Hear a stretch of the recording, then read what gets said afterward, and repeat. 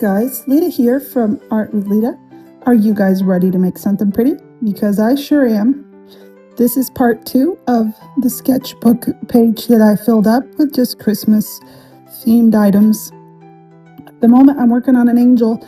Now I tell you, this angel, she had me pulling my hair out. I tried everything I could to make her seem less flat and to add shadows and everything else, but I don't know, I was never happy with the result. I'm going in and adding in the folds of her dress there with a brown marker, and I don't know guys, this one just wasn't doing it for me. I don't know if I made her dress too light, or you'll see in a moment when I make her skin if I made the skin too dark. Thing is, I really wanted to stick just with the watermarkers and the colored pencils, and I didn't really have anything else. You can see I'm going in with yet a darker brown, adding in even darker shadows there to try to get my darks dark enough. And I realized that I needed yet more shadows across the whole front of her dress. So I'm using a light gray color to do that, and I wasn't happy with that either. Like I said, it was a struggle with this one. Her wings did turn out okay. In the reference photo, they were like this brassy color, and I was okay with how they turned out. They weren't overly sparkly or anything. Thing is, I don't have much experience making statues. But that's what sketchbook days are all about, right? Trying new things, seeing where your strengths and your weaknesses are. And some days you'll be able to do something really nice. Some days it's going to be a big old failure. I do like the way her hair turned out. I thought that was really cute. And as I go into her face, I realize that my lightest markers are all the same ones I just used in her dress. So I think I could have planned that out just a bit better. My son came and he was watching me as I was doing this, and he's like, "Mom, no offense, but your angel looks just a little bit derpy." So maybe I should start filling up some pages with statues and stuff.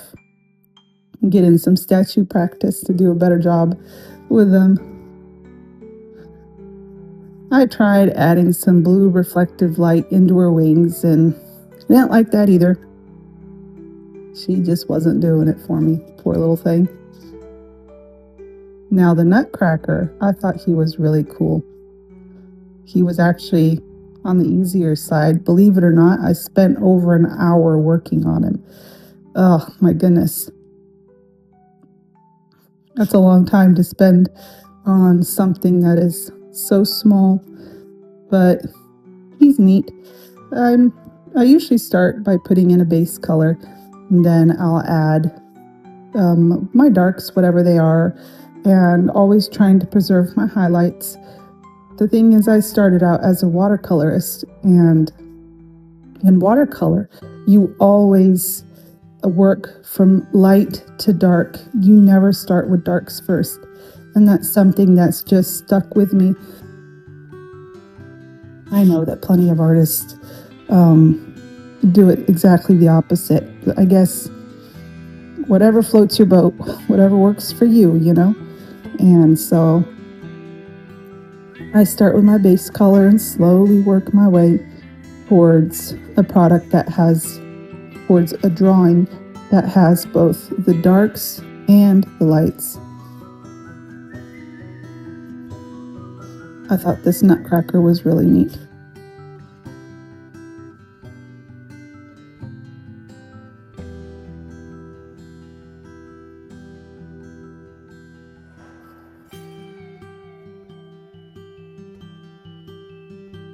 What is it about Nutcrackers that are so Christmassy?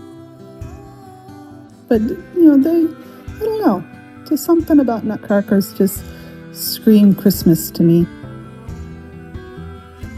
I gave him bright blue eyes. As I was drawing this, I was thinking of the story of the little one-legged tin soldier who fell in love with a ballerina. And I was thinking, maybe this nutcracker has fallen in love with my little failed angel over there. I didn't come up with a whole story for them, but that's as far as I got. Love and love lost between the nutcracker and the little failed angel. I'm putting in a purple color underneath the red because that just gives the red a darker hue while maintaining its vibrancy. If you pay attention here while I'm adding the gold laces, I make a mistake. But whenever you make a mistake, just make it part of the drawing. And later on, you'll see that I go in and I add a little line on top of each lace, just to make it seem intentional. Now nobody will know.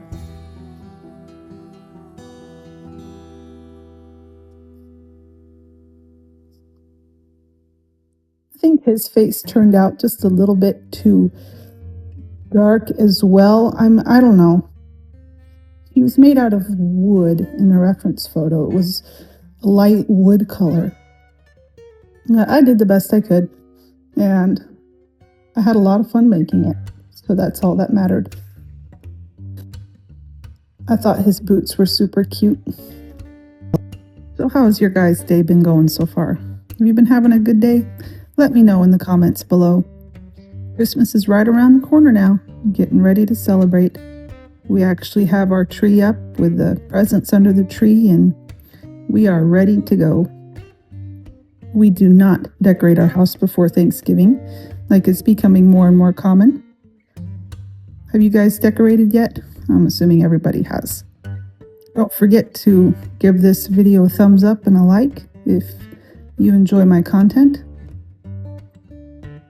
I have no idea what I'm doing there. I think I was looking for a marker. I don't know what that little, I guess that's a scepter or little staff thing he's holding. The gems in the reference photo, the gems in his hat and in the scepter were all different colors, but I decided to just go with green, trying to just give a unified theme to this sketchbook spread. I'm using a lot of the same markers, and I just have them spread out all over my desk. You guys should have seen my desk. It was just a mess when I was doing this, full of markers and colored pencils everywhere. It was crazy. Usually I'm working in watercolor, and there you just have your pan of paints and a little cup with water, and you're good to go. But with markers, they just get everywhere. I think I have to get myself a basket to throw them in when I'm working.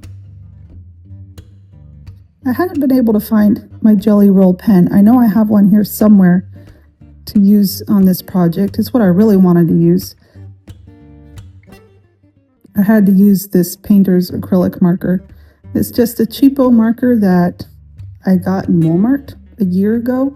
Only cost a few bucks, and it's actually worked really well. It's semi opaque, so you can use it and not have it fully cover everything, or you can give it 2 layers or more and get a really nice bright highlight on things. Yeah, you see the gray there I used in his hair is also too dark. But, these markers are still new to me. I'm not overly experienced with marker art in general. And most important thing is that I'm having a lot of fun. I thought this little cupcake was super cute. Just a little snowman cupcake. Just doing his thing. He looks so happy in his little cupcake world. His little button eyes and his little button mouth. Made of marshmallows, of course. Snowman of marshmallows.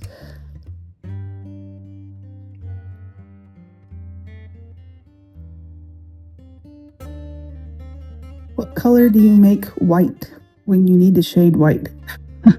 When you have something that's supposed to be white and also the white of the page. Well, you either choose some light colors for whatever white object you're making, or you darken the white page around it. And I didn't want to bother with coloring in the background for this sketchbook spread. I have done it before and it looks nice, but it's a lot of work. So I decided to just go ahead and color him in and the white frosting, just a light gray color with just a touch of yellow in the frosting. One thing I like about these markers is that not only do they have a brush tip, but they also have a little tiny nib on the other end, so you can get in those really tiny fine details when you need it. And there you can see I'm fixing my straw there. I realized that I had never made the bottom half of the straw, so it's like, oh no, what do I do now? But a dark colored pencil fixed that right up. One thing I do like about these markers is that you can easily erase all the pencil lines underneath them. That was nice, because with watercolor I usually can't erase the pencil most of the time. You have to make your lines super light, and even then many times you can't erase the whole thing. But with these markers, it comes off no problem. Here I'm just adding some strands of, I don't know what you want to call it, Christmassy colored tinsel, I guess, just to help unify the pages even further and make the entire spread as one cohesive painting, I guess you could call it. And then I'm going to start working on the candies. Never made up my mind whether I liked those candies or not. They're Christmassy flavored candy. They are Christmassy colored candies with a gold foil, which I do my best to do. Like I said earlier, I'm not the best with reflective surfaces. But they just, I don't know if it just makes everything too busy or not. But even then, I just remind myself, you know what? It's a sketchbook. I'm sketching. I'm playing around and trying new things. And I'm learning while I'm doing it. If I were ever to come back and make another Christmassy spread again, maybe I'd add candy, maybe I wouldn't. I'd probably come back and study this one and take a look at what I like and what I don't like. But that's the beauty of a sketchbook. You get to play.